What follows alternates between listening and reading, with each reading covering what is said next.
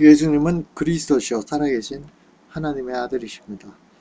오늘 기독교 강요 3권에서 우리가 처음에 할 때 이 3권은 구원론입니다. 그리스도의 인격과 사역을 통해서 이 권에서 하예자 구속주 하나님 안에 있는 구속주 안에 있는 하나님에 대한 지식에서 그리스도의 인격과 사역을 다뤘습니다. 그게 복음의 객관적인 내용이라면은 3권, 4권은 개인에게 그 구원이 성령을 통해서 어떻게 적용되느냐 하는 것이고, 4권은 교회론입니다. 교회에 어떤 유익을 주고 교회가 무엇이냐 하는 것이 이제 4권입니다. 이 3권에서 이제 중요한 것이 첫 번째 우리가 했던 것이 성령은 우리를 그리스도와 연결시키는 띠다 하는 그리스도와 연합이 나왔습니다. 우리가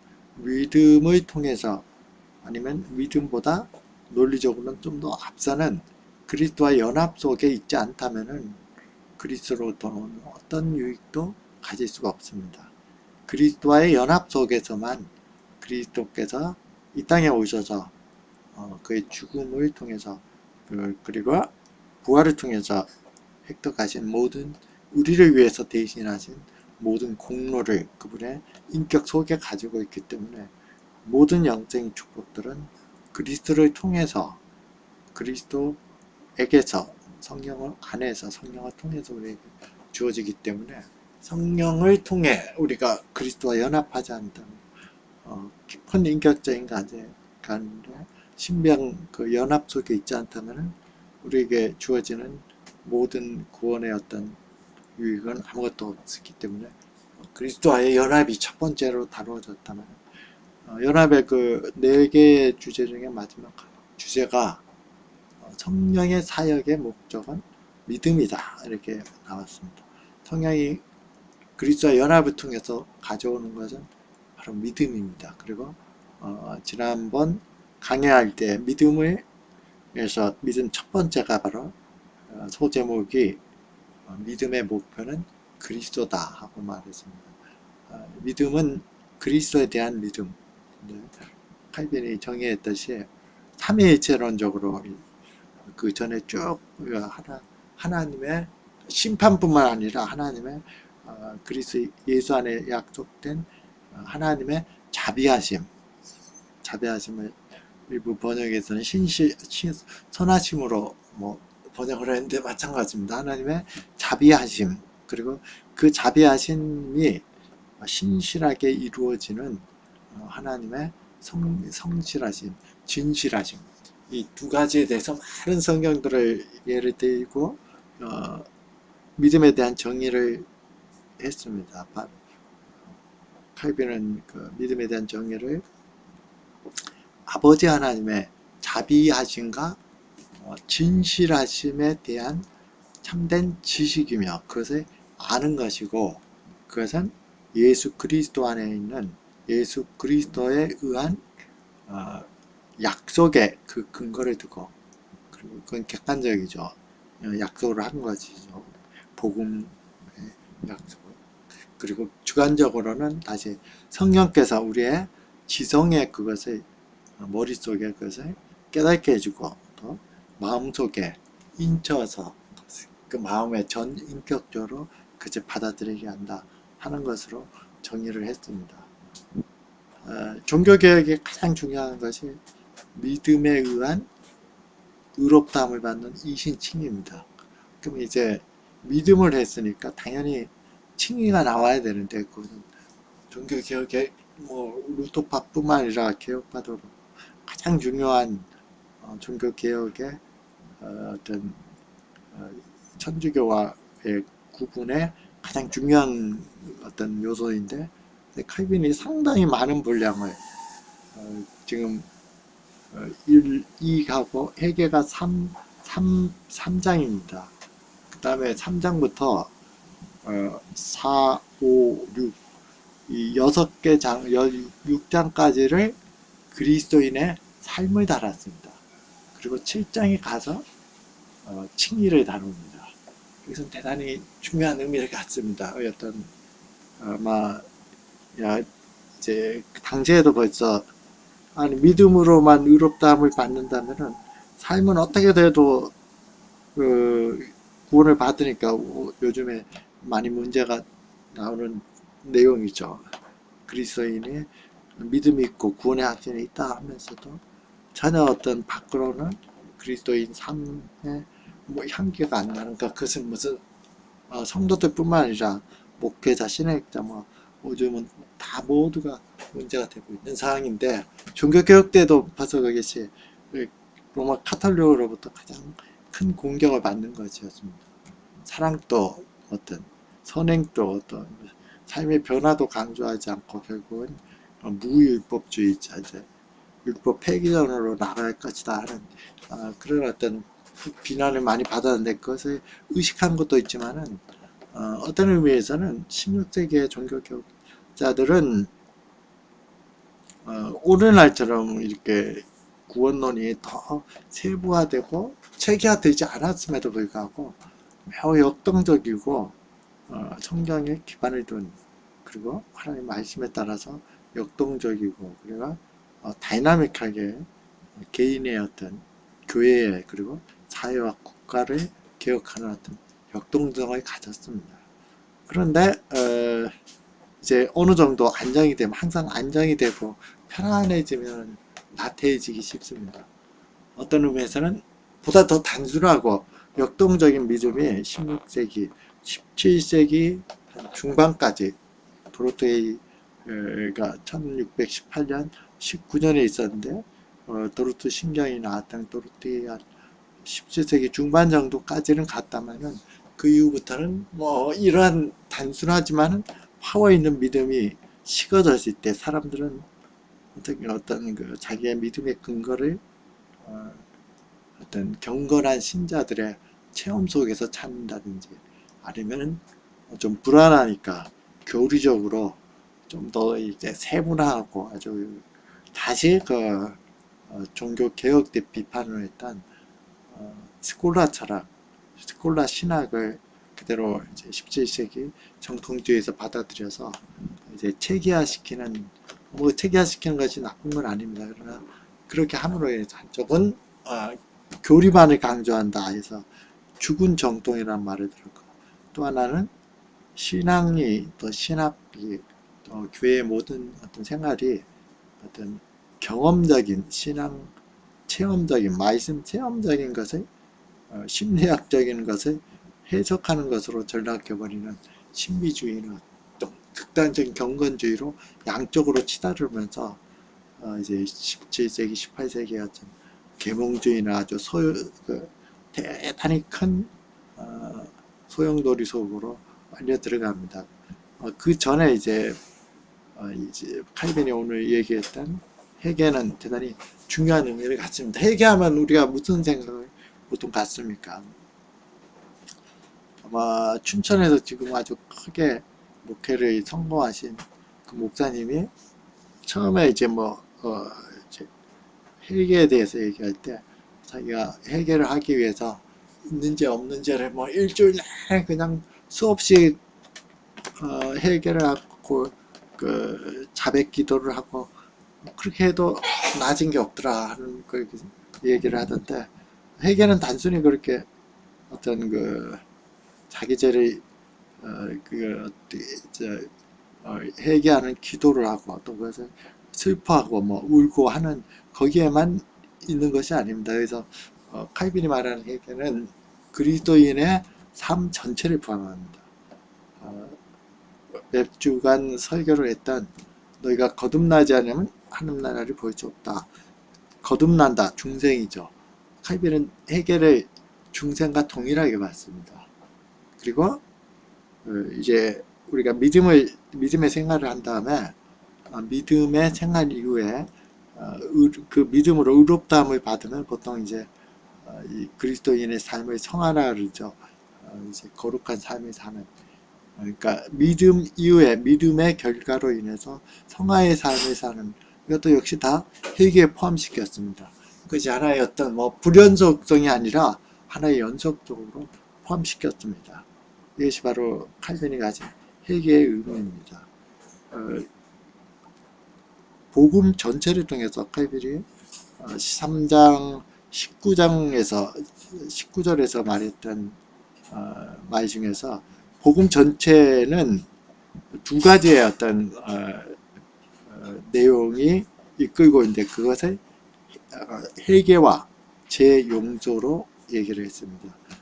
회개는 아까도 제가 말씀드렸듯이 칼빈에게 있어서는 중생, 거듭나는 것, 또 우리가 흔히 말하는 회심, 성화, 우리의 삶 자체가 처음에 변화되는, 그래서 어떤 거듭나지 아니하면 하나님 나라를 볼 수 없느라는 거듭나는 역사와 그것이 이어져서 회개하고 그리고 성화되는 이 모든 것을 포함하는 삶의 직업에 대한 직접적인 변화가 있는 것을 회개라는 복음으로 주어지는 전체 중에서 두 가지가 이끄는데 그 중에 하나가 회개이고 또 하나는 믿음으로 통해서 우리가 제3을 받는, 저는 어떤 의미에서는 신문적이고 법적인 측면이다. 앞에 회개는 실제적인 삶의 측면이고 마음의 변화가 실제적으로 있는 것이라고. 법적인 거는 말 그대로 어떤 마음의 상태와는 상관이 없죠. 다만 스테이트가 변하죠. 상태가 변합니다.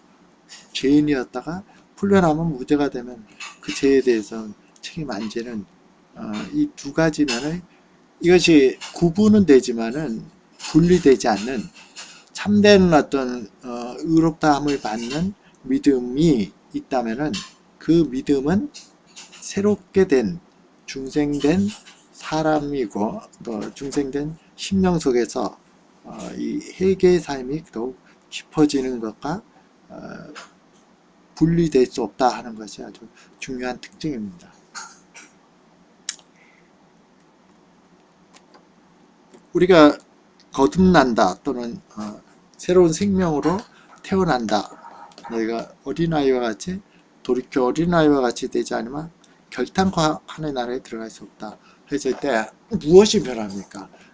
이것은 믿음으로 의롭다함을 받는 칭의와는 또 다른 측면입니다.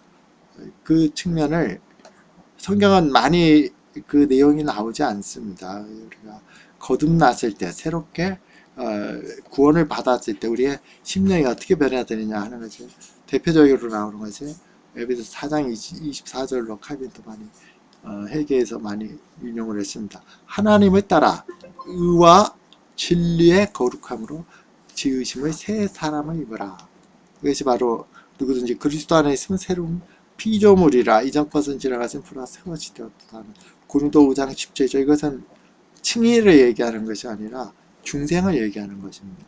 같은 믿음인데 믿음으로 이루어지는 우리의 삶 중에, 제가 항상 비유 중에 우리가 수레를 볼 때 어떤 양쪽에 두 바퀴가 있어서 흘러가는 것처럼 둘은 구분되지만 함께 있습니다. 그래서 새로운 피조물로 심정이 새롭게 변화되는 것은 하나님을 따라, 하나님의 형상이죠. 따라 우리가 상실했던 하나님의 형상이 회복되는데, 의와 의로운 것은 하나님의 말씀에 충실할 때 항상 성경은 의롭다 합니다.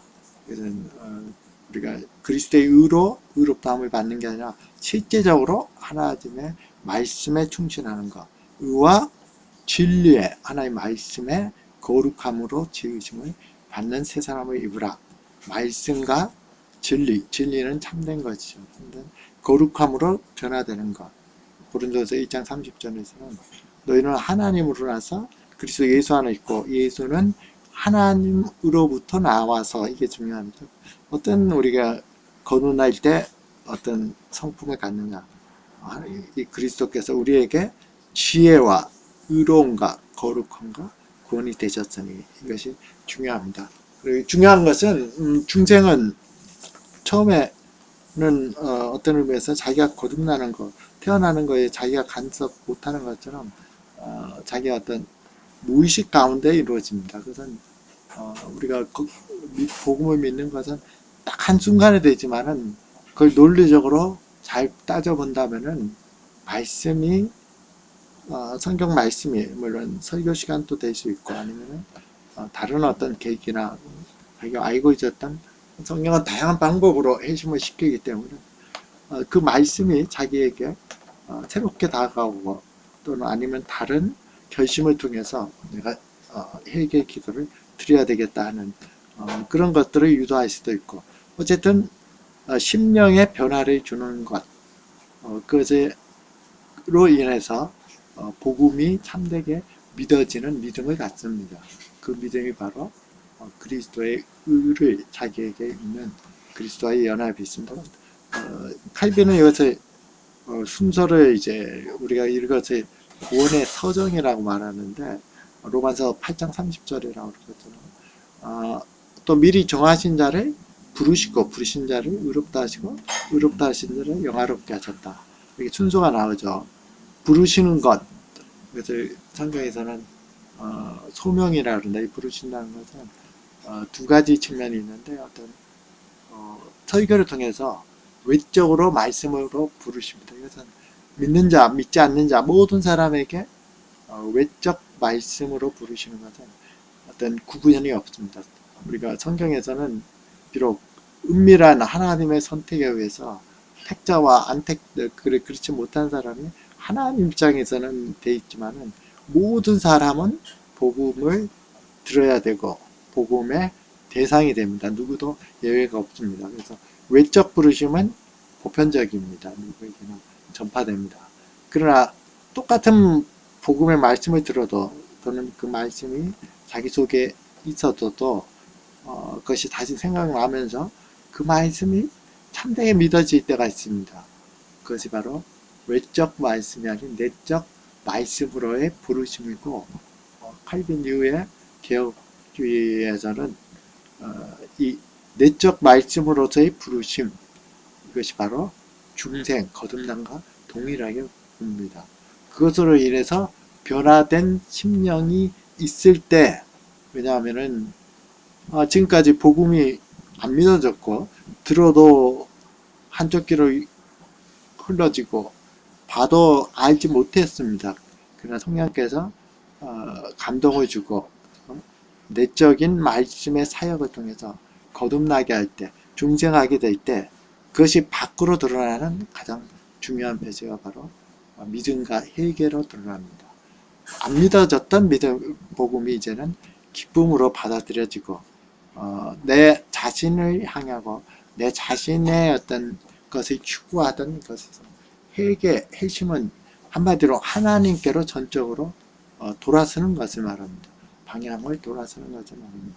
이렇게 돌아서는 것, 그래서 믿음과 회개를 이루어지고 그 회개는 중생은 아까도 제가 지금 에베소 4장 24절 고린도 1장 30절에 나오는 의와 진리와 진리의 거룩함 또는 그 지혜와 의로움과 거룩함과 구원함이 되는 바로 이러한 회개된 삶, 하나님께로 돌려진 삶은 처음에는 새 생명의 씨앗이 우리가 새롭게 거듭난 어린아이와 같은 상태로 중생이 된다면은 이제 그것으로 인해서 믿음을 갖고 또 이 믿음은 그리스도의 복음과 그리스도 안에서 우리에게 주시는 그리스도와의 동행, 그리스도와의 연합 속에서 이제는 평생 동안 이 회개는 자라갑니다. 자라가고 그것을 회개라고 불러줬고 청아라고 불러줬고 또 어느 정도 완성이 되는 영화라고 불러줬습니다. 이 세상에서 완전하게 이루어지지는 않지만은 그러나 그것이 연속적으로 이루어집니다. 사실 이 주제가 제가 지난번 이번에 떴던 그 참된 회심의 표지에 대한 중요한 신학적인 바탕입니다. 중요한 것은 처음에 우리가 거듭난 중생과 그것을 그냥 거듭났고 그래서 믿음을 가졌어. 그래서 믿음을 가져서 나는 제사함을 받아서 죄의 어떤 책임에 대해서 이제는 구원을 받았어 하고 그 이후에 있는 처음에 있었던 중생과 그것으로 인해서 믿음을 갖고 그 믿음의 결과로 인해서 다시 이 중생된 새 생명이 계속 자라가는 말씀에 대해서 하나님에 대해서 더욱 전적으로 하나님을 향해서 살아가는 삶이 그것을 구분하거나 단절하는 것은 영적 생명의 어떤 연장성을 파괴해 버립니다.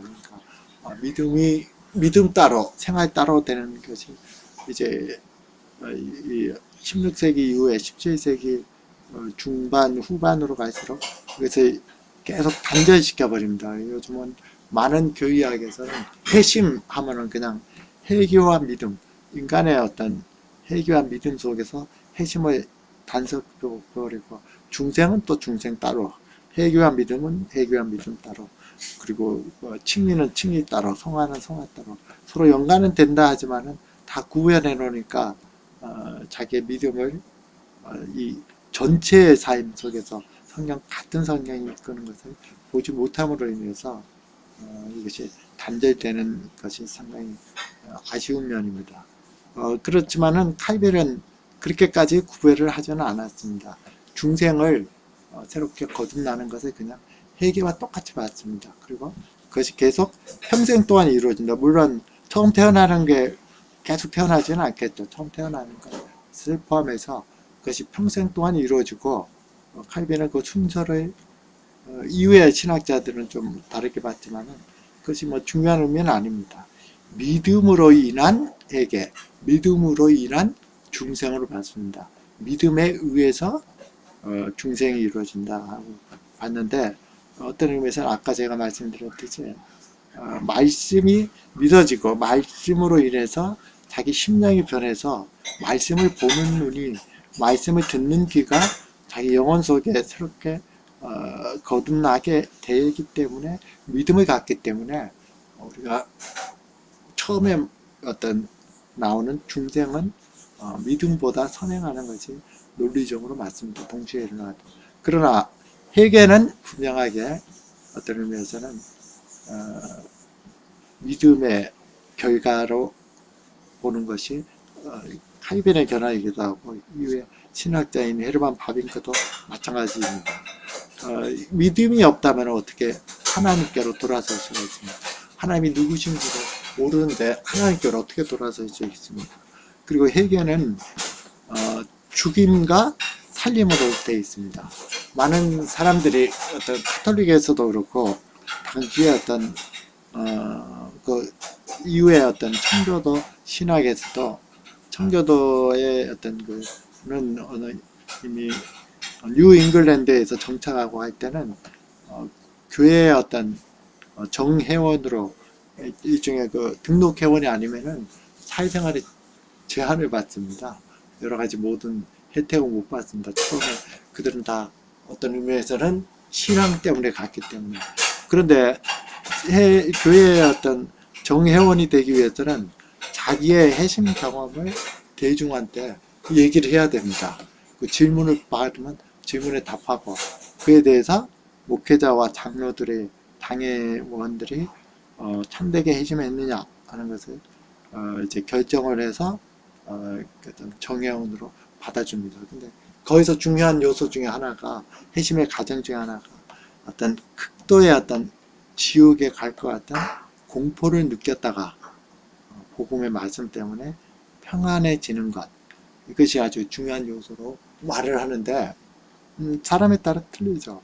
요즘 같은 시대에는 그러지 못합니다. 왜냐하면 그때는 청교도 시대고, 어릴 때부터 이미 어떤 그 복음을 들어오고 인간의 재성도 들어오고 했으니까 그런 어떤 유형이 나타날 수 있지만은, 칼빈도 뭐 18세기 이전에 벌써 2세기 전 사람이지만은 회개의 본질이 바로 거기에 있지 않다 하는 것을 분명히 얘기합니다. 그것을 어떤 율법에 대한 회개로, 첫 번째로 어떤 지옥에 대한 공포, 심판에 대한 두려움으로 휩싸여 있다가, 그리고 복음에 대한 회개, 그렇게 해서 그러다가 복음으로 편안해지는 것. 물론 그것이 이제 어떤 의미에서는 믿음과 회개하는 어떤 믿음을 갖게 되는 어떤 계기도 될 수 있습니다.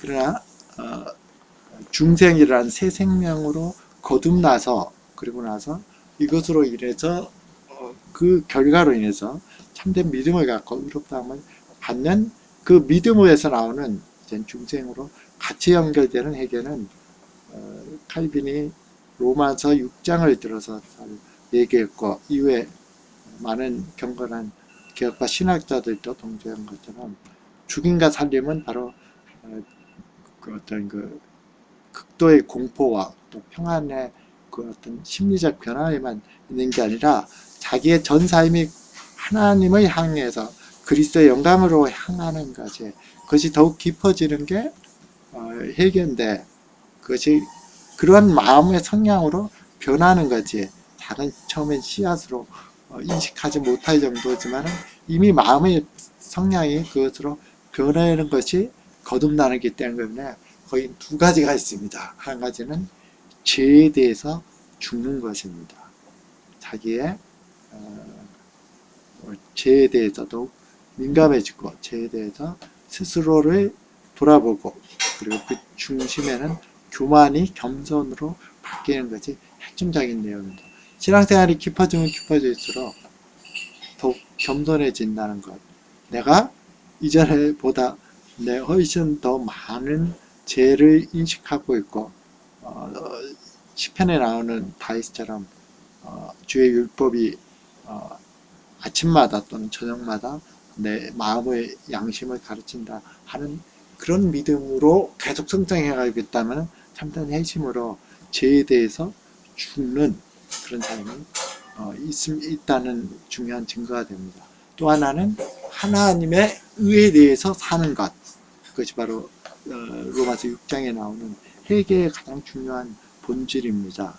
삶 전체를 통해서 내적으로는 외적인 모든 삶을 통해서 하나님의 의에 대해서 사는 것은 당연히 거룩한 삶으로 사랑에 대한 참된 실천입니다. 하나님은 이제는 어떤 나에게 뭘 기도 응답을 해줘 이런 것 때문에 이제 어떤 또 나를 구원해 줬기 때문에 찬양하고 감사하는 것도 있지만 하나님과 그리스도 그분 그 인격 자체를 알므로 인해서 하나님 자신을 위해서 그 우리가 사랑할 때 조건 없이 사랑하는 것뿐 그 인격 자체를 알므로 인해서 하나님을 사랑하고 또 그 안에서 의롭게 살려고 하는 것.